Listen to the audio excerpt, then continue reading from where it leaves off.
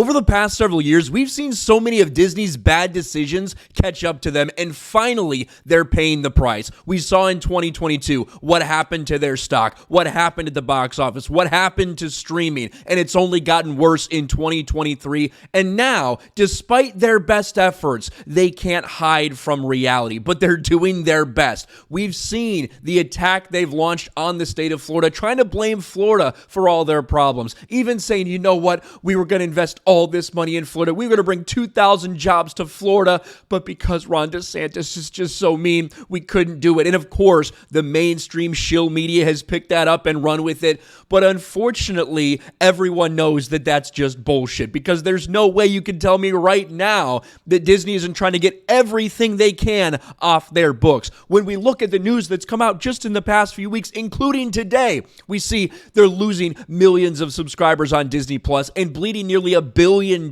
each and every quarter on streaming. That's why they removed dozens and dozens of series that weren't making any money because they were failures on Disney Plus. All of this happens in the same week that the Galactic Star Cruiser, the big Disney Star Wars project, shuts down.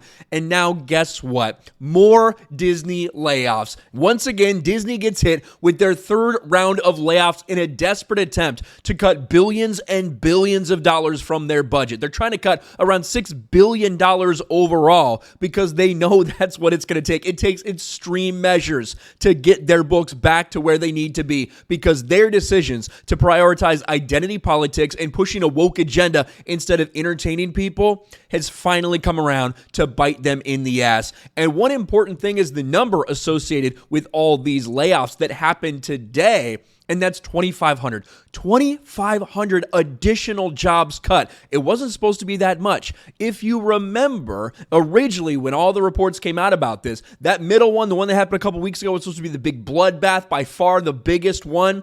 This one was supposed to be about 800 or 700 people.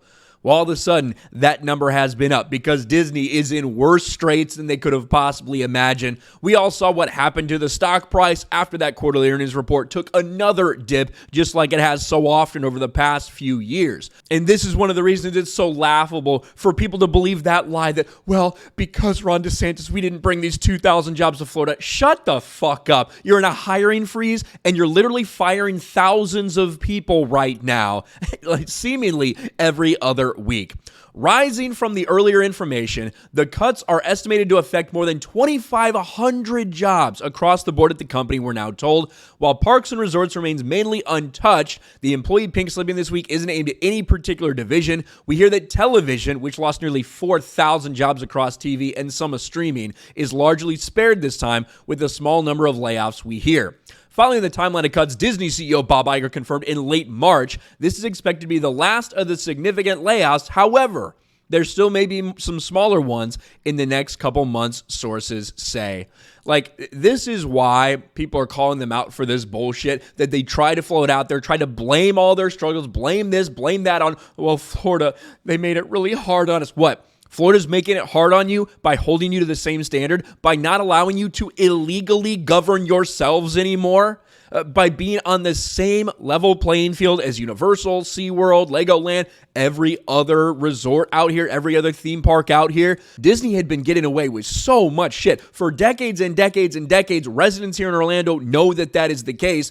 Finally, that ridiculous self-governance privilege that they had been abusing for years got taken away from them, and they're trying to blame everything on that. The reality is, it's about your content. It's about what you've been putting out. It's about the experience you've had at the parks, and it's the fact that they decided to prioritize an agenda ahead of their audience. Identity politics over the families that used to go to Disney at each and every opportunity. Now, across everything, whether it's box office, whether it's streaming, or whether it's the theme parks, people are increasingly deciding not to do that. And as a result, you're panicking. You're in full-blown panic mode, having to lay off so many people, cancel all these projects, cancel this, cancel that, in a desperate bid to save money.